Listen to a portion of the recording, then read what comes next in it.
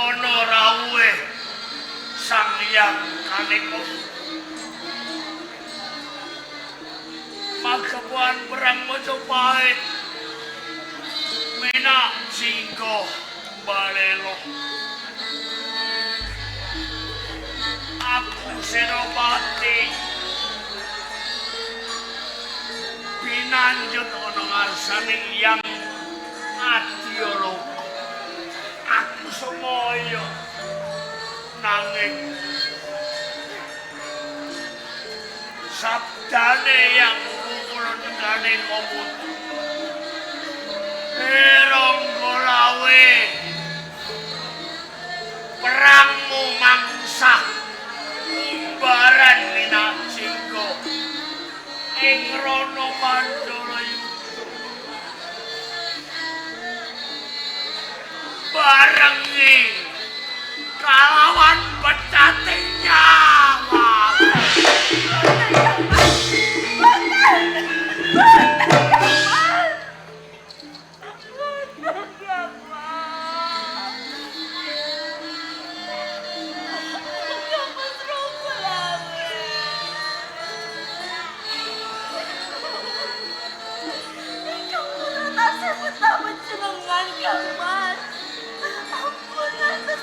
Dilarakan keluar boten tuban Kang Mas. Jejering Senopati kudu nuwuni marang sumpah lan janji kang saka kuwi Mas lelanono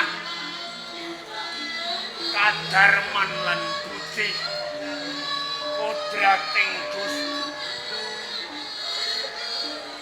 wong sobate aku ngersakake suatu.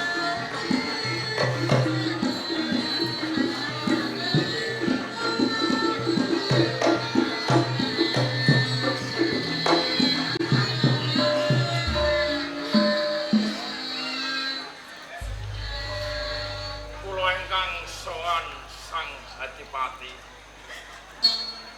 Kaget tak timbali kaget jroning manah wayah dalu panjenengan nimbalipun abdi wangsa pati ingkang supados marak seba wonten ing plangkan pusaka Tuban Sang Adipati. Majapahit gegeh minak Jingga Balela Ronggolawe Tuban kapiji dadi senopati kang supaya ngadani pupuh ngadepi minak Jingga mangkating senopati Tuban kedah nitih joli jempono pinayungan bentuah Tuban song-song payung tunggulna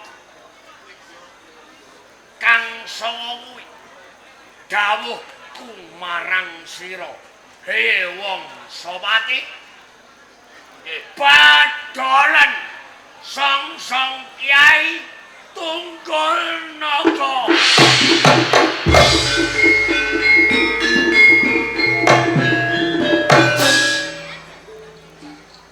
Kaladuk pangandikan panjenengan Sang Adipati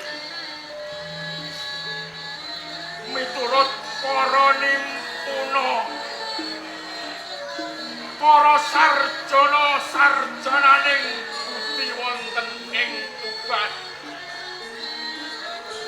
bok bilih song-song Kyai Tunggulnaga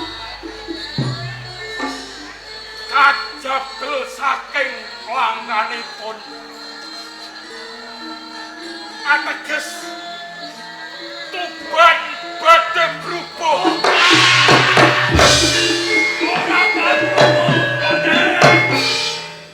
Tuban ora barubo. Aku pangayoman Tuban Sobati. Kena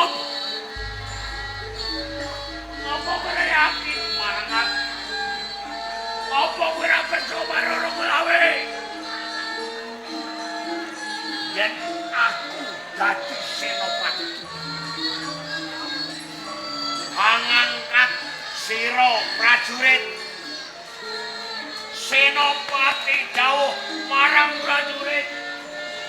Bandolan sok-sok Kyai Tunggulok.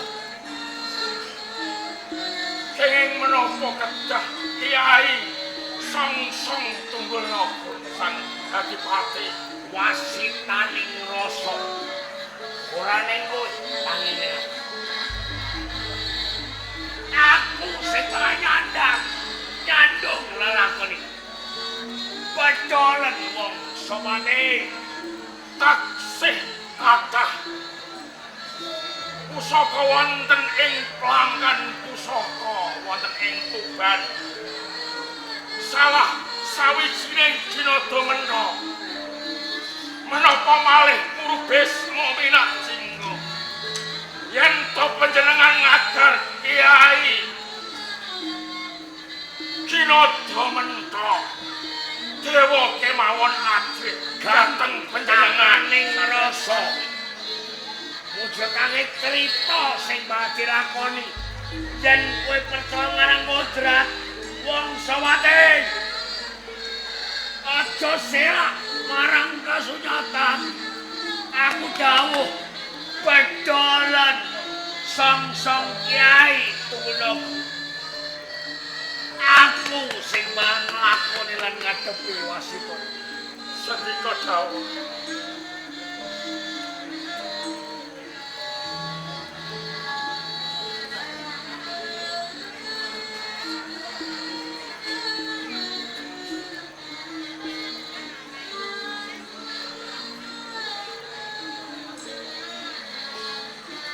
Umpamana perang, umpamana kahanan, kena ngopo? Aku ora tau ngambetake wanita. Yen wanita iku mau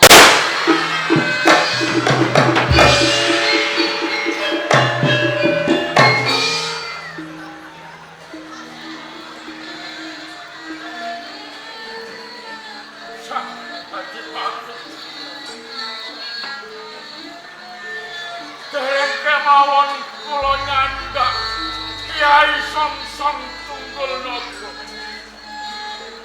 sampun wonten kegiatan ingkang boten kuawit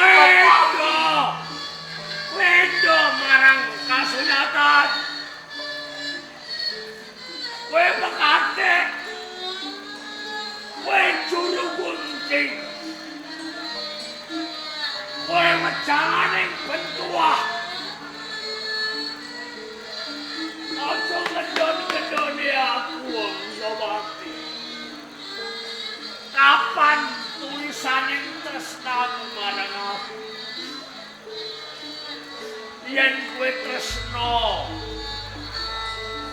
cabutan badolen Song-song Tunggulok wong Sawati.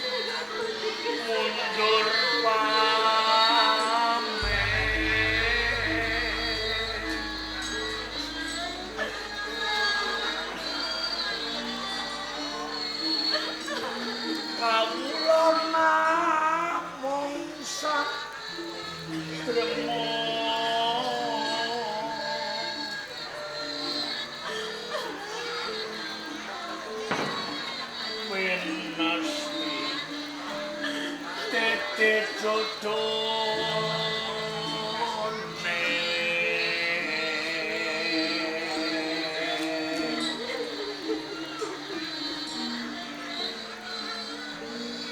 pancen abot tinggal dino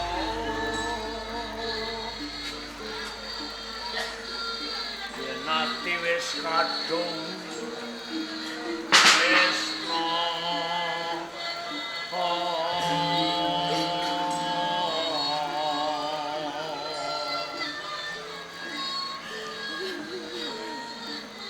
ayo becik mertara kuwonga ayo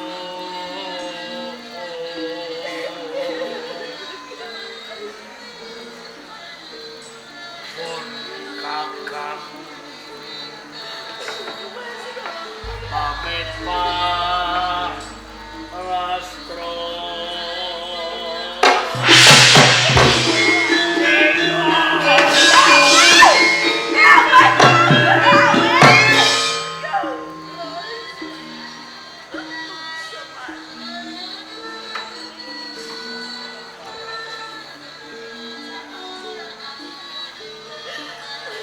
kusumane ngayu mertara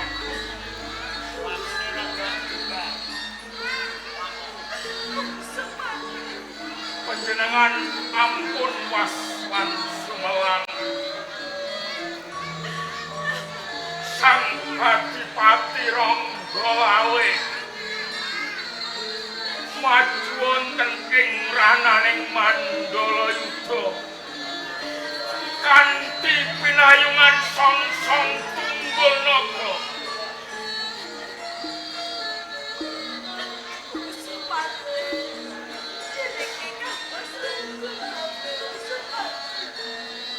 wis akan dawuh nyuwun pamit.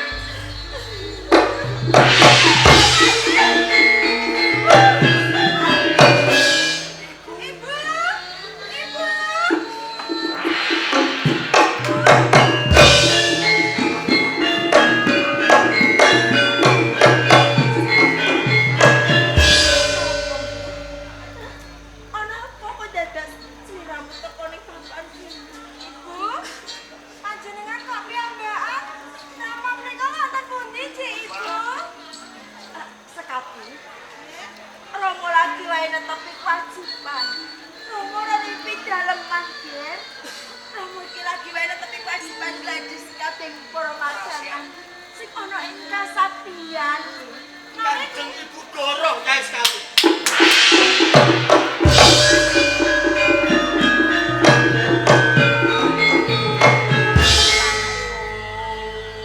Kok bisa kowe kondo kaya ngono?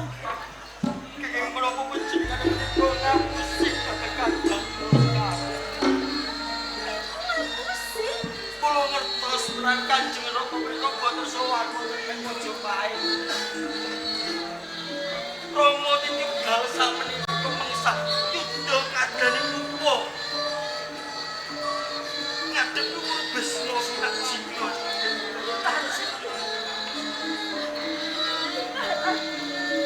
Kenging menapa panjenengan goro kanjeng.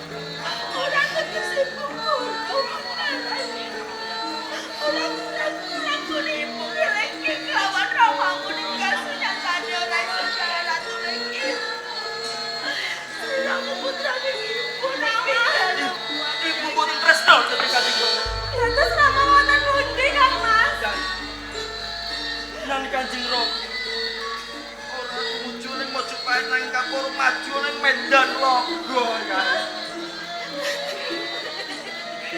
Cecoy panjenengan menika mboten tresno dhateng Kanjeng Rama. Ibu tresno kelawan Lah rama. Kanjeng Ibu tresno kenging menapa panjenengan mboten gondhani dhateng Kanjeng Rama. Lho Kanjeng SK. Bentaran sekali. Kanjeng Rama. Sekali. Ojo ngasih ana pepati kan. Ayo derek Kanjeng Rama. Rama. Ibu, ibu.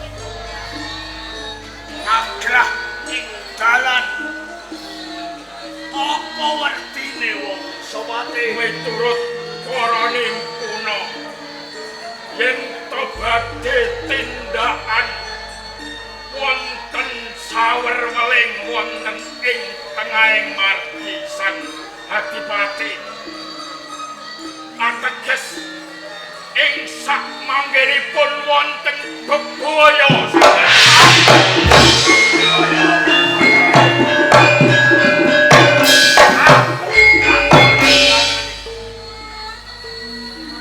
mangkatku sinak-sinak arate aku mangkat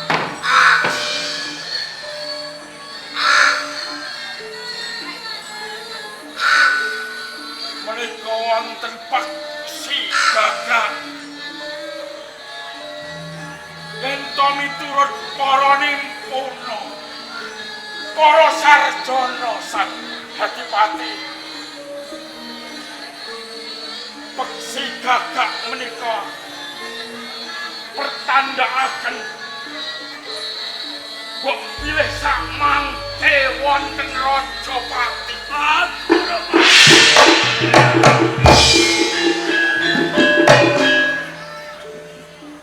kula aturi wangsul wonten ing tubuh sumpahku ora mati ning ati senajan bebaya ngalangi uripku nanging matiku tak tokake Prabu Majapahit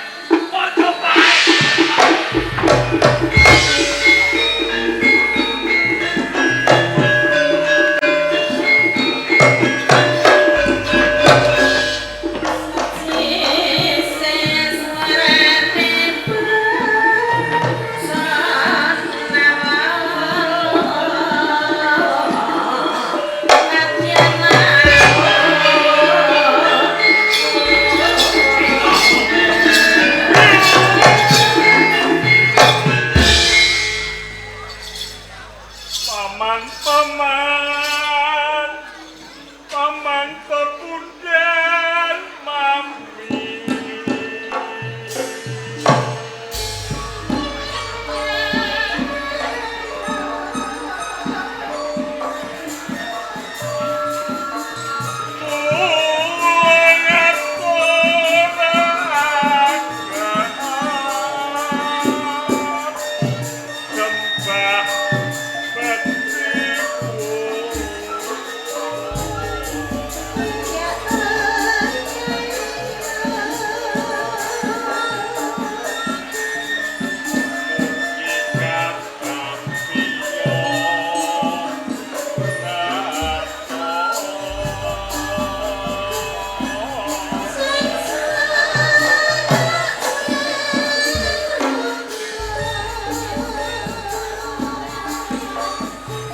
paman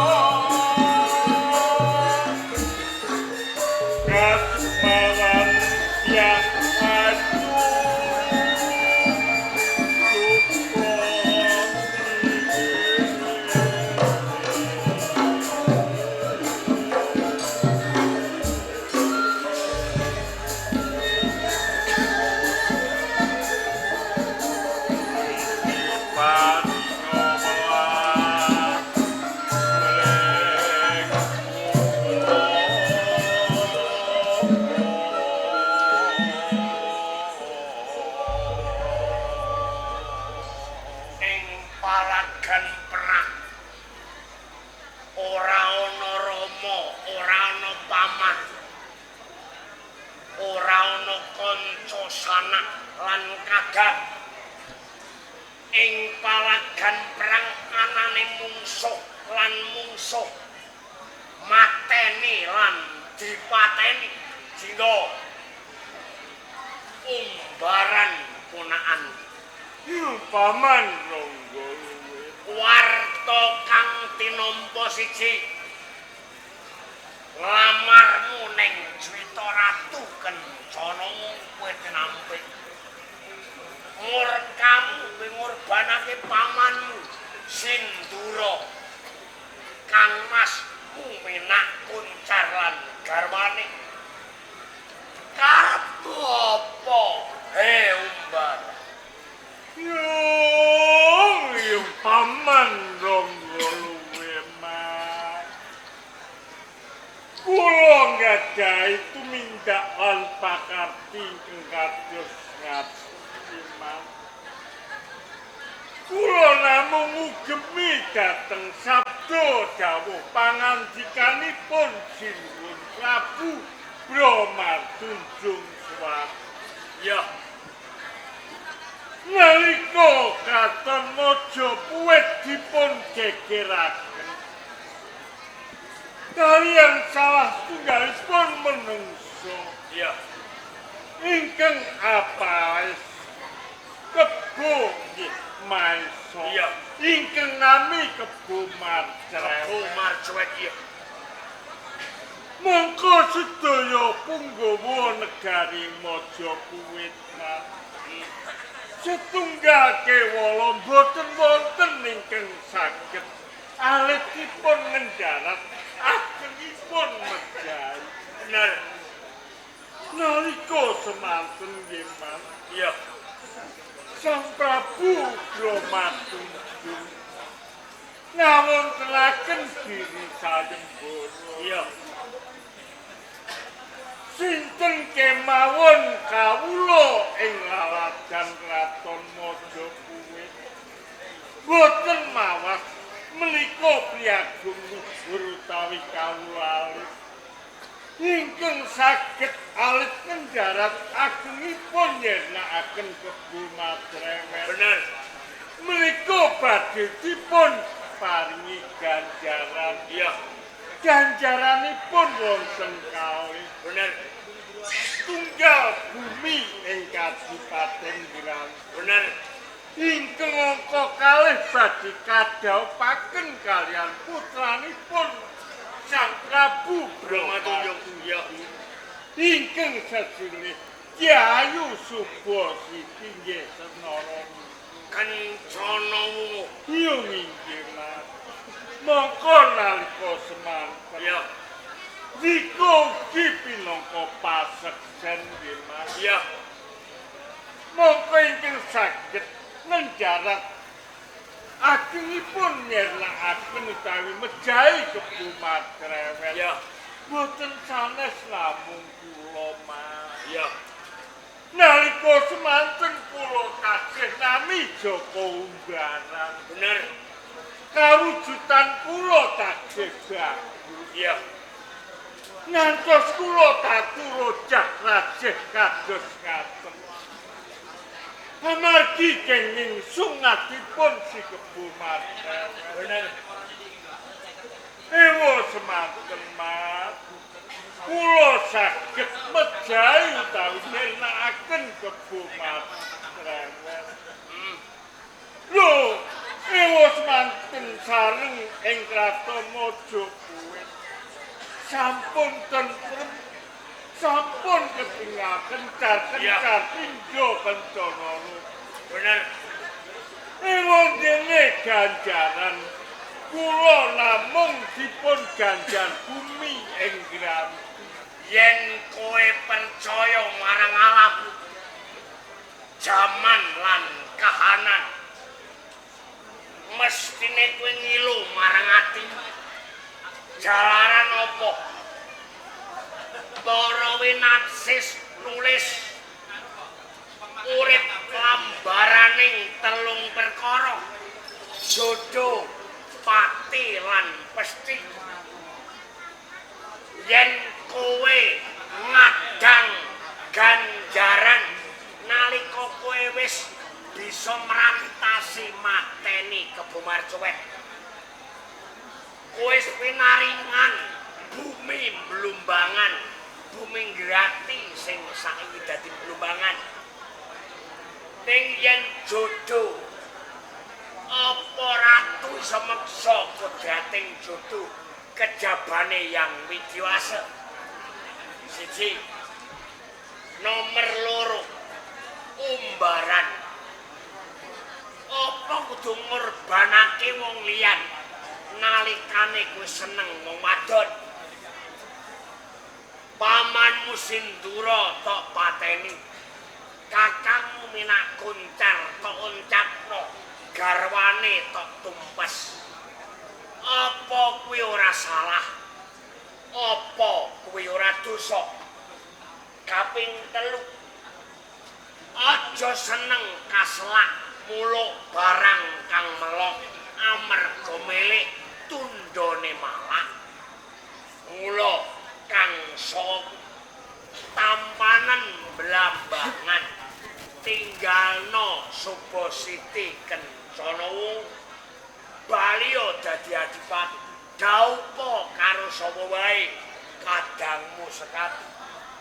Apa wanita saka negara ndi paman saguh ndodhok lawang nginang jabe suruwe. Yung paman Ranggaluwi. Ya, Nelaken kung panuwun ingkang tanpa upami nggih, Mas. Nanging sesantining manah kula, Mas. piye? Margi kula nuboni sabda dawuh pangandikanipun Ratu ing Kraton Bojongkowe. Ya, Kajawi saking menika kula ugi sampun tresna kaliyan Ki Subasiti nggih senana nuwun. Ya. Kados-kados gesang kula ing jagating pepadang. Yen kula boten saged gesang sesarengan kaliyan Ki Subasiti nggih senana nuwun. ya, Kawula kula entengaken kukut jagat kula. balenono sumpah. Sumpah prasetya kula. Ya, Namun boten saged lampahan jejojohan kaliyan Subasiti nggih. ya. Kula entengaken pejah.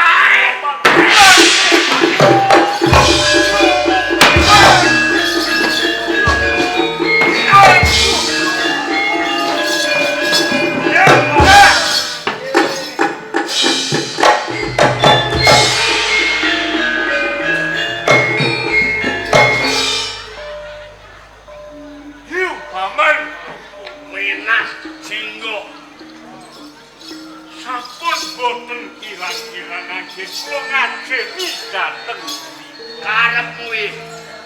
Iku kula anggep minangka pepundhen utawi Iya. yang nanging Mas dika mentala dak siya dhateng kula ngantos dika nyempalani dhateng cacing menika sawijining kewan. Ya, Kewan cacing kemawon yen kapijak jelas. ya. Napa melih kula sipating dalem Karepmu piye? panjenengan jak siya yen ngaten kula wani.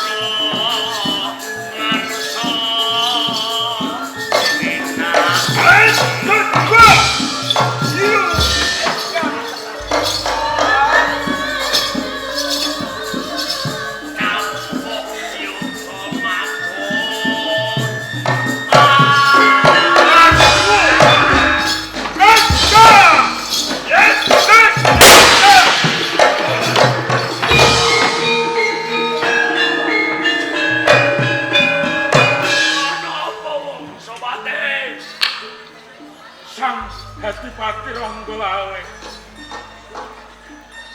Kula aturi mampeng Bramantya panjenengan. Salah apa wong Sawate? Ageman panjenengan mah kuta dawah ing Batara.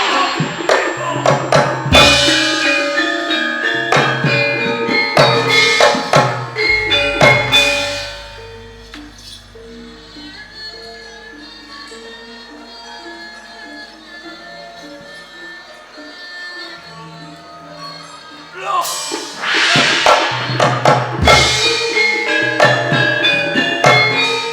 Dadi watu wong.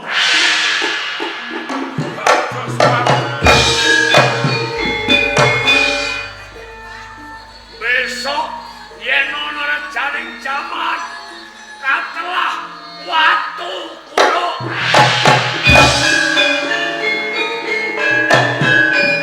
Angkat jingo.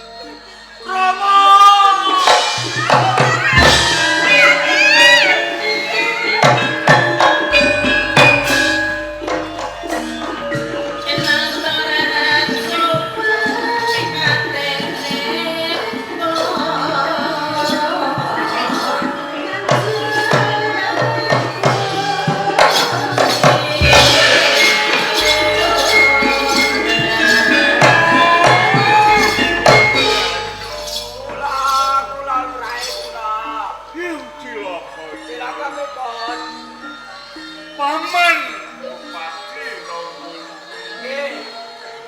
ngamuk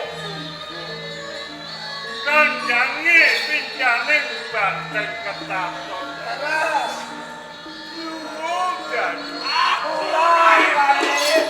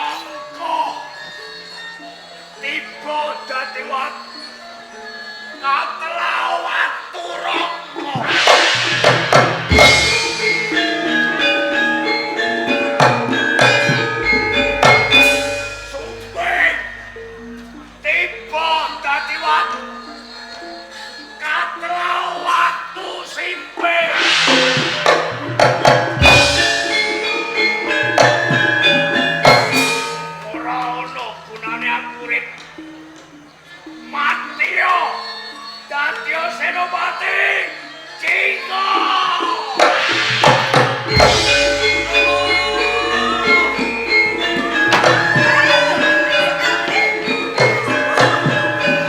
Ayo bali Unggen. Bali. Bang semua tingkat dipati sebut bae jeneng nangkep.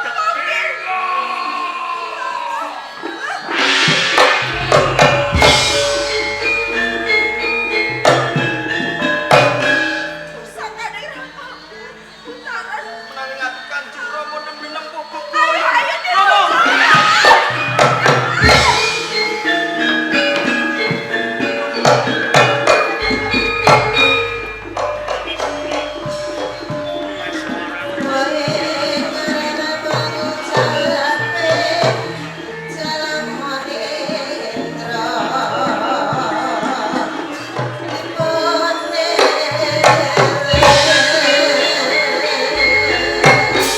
Danun, Jawu, yung bebayani bang. jenengan niku ampun pelayan terus.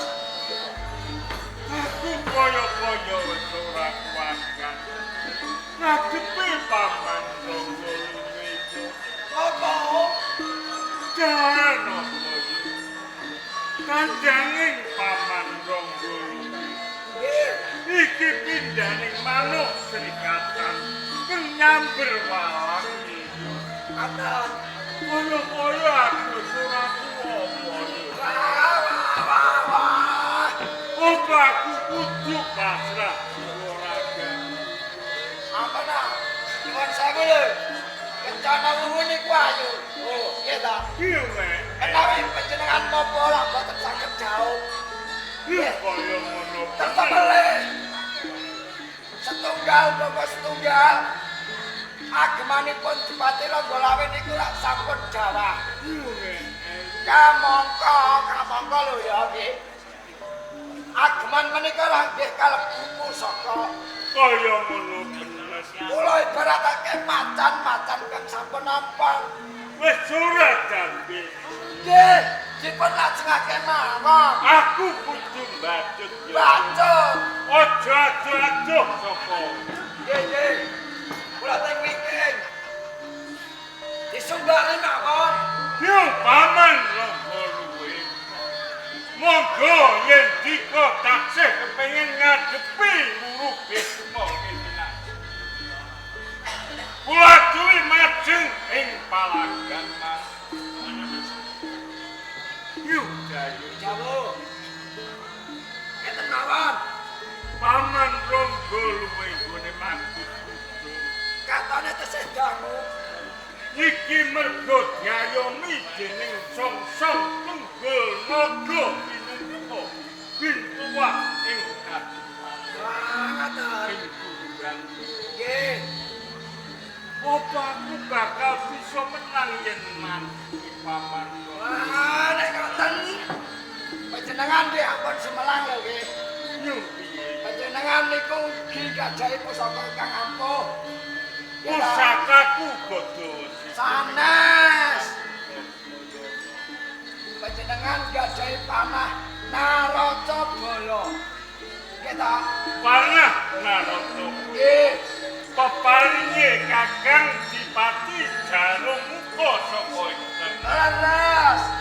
Rikala semanten panjenengan ingkang mejahi lho. Oh, iya yo. Nggih. Mongko nyenyep siji yen dilepasake saka kadiwa iki bisa dadi 1000 candang Nggih. yen kaya ngono yun Jawu. aja kesuwen pundhutke Narata Bala yun. Nggih, nggih, nggih.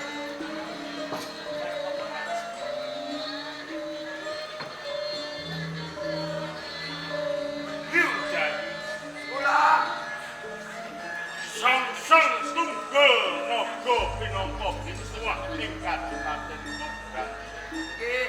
ing kene bakal ndak upasi jemparing panah Narata Bala.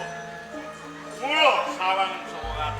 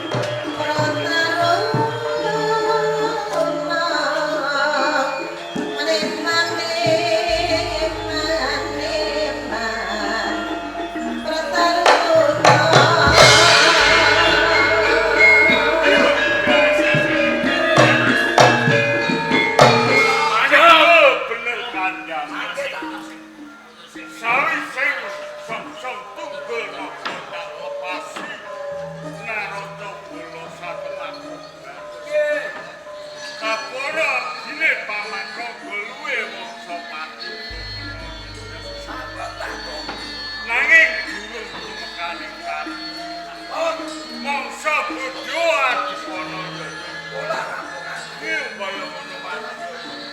maju wae. Maju wae. Ora sudi.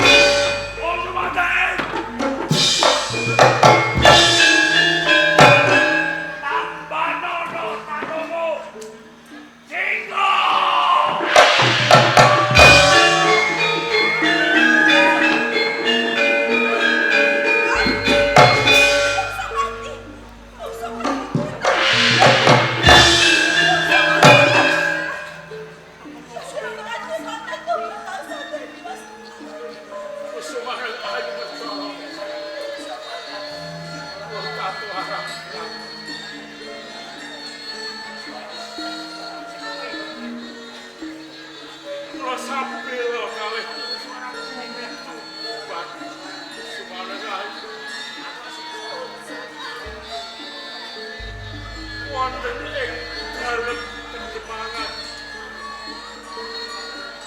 wonten salah sawijining wanita ingkang bendar bersep. Boten wonten sanes bojo kula. Wis jane rasa siuning menawi punan jabang lahir jenekan mangko jenengan tengeraken monggo kasih rakeh kusumane gayu merkara menawi punan jabang lahir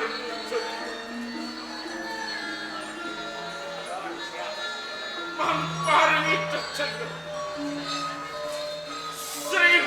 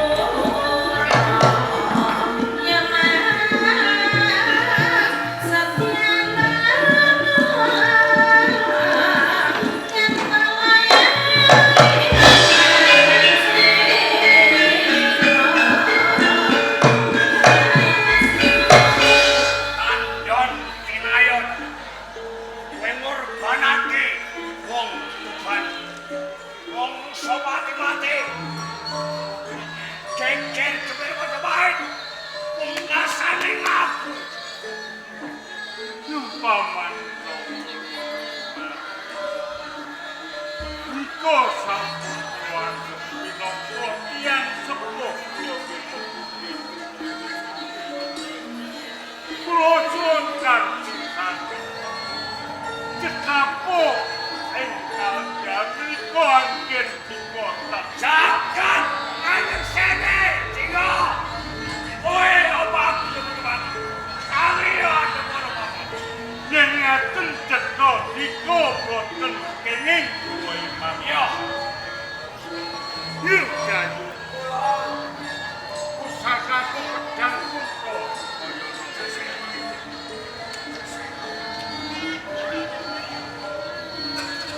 kula aturi kang kawit kula ngaturi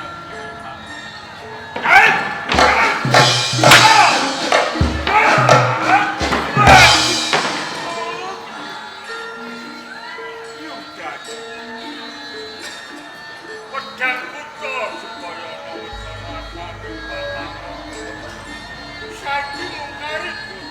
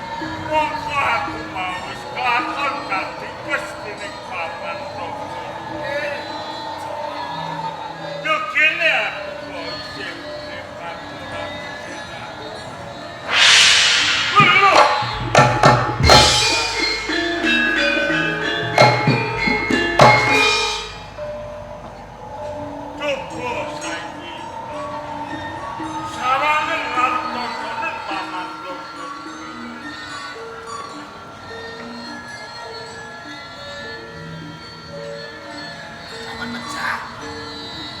Paman Ronggo awe senjo.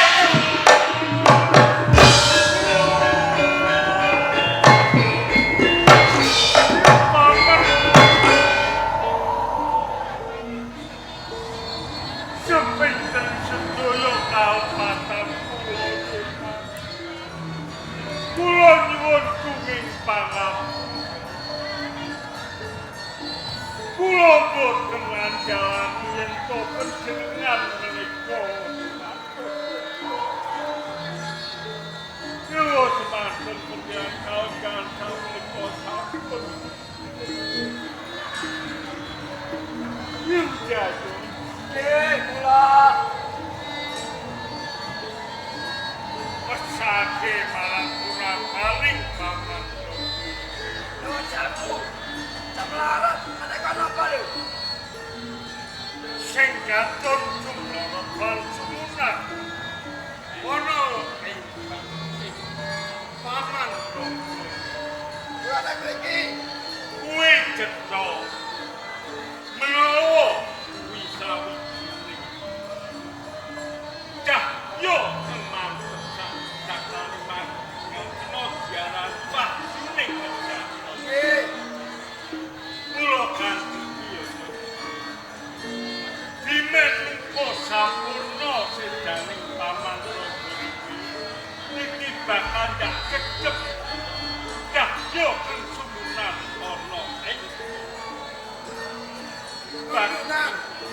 Laring paman lagi insyaallah.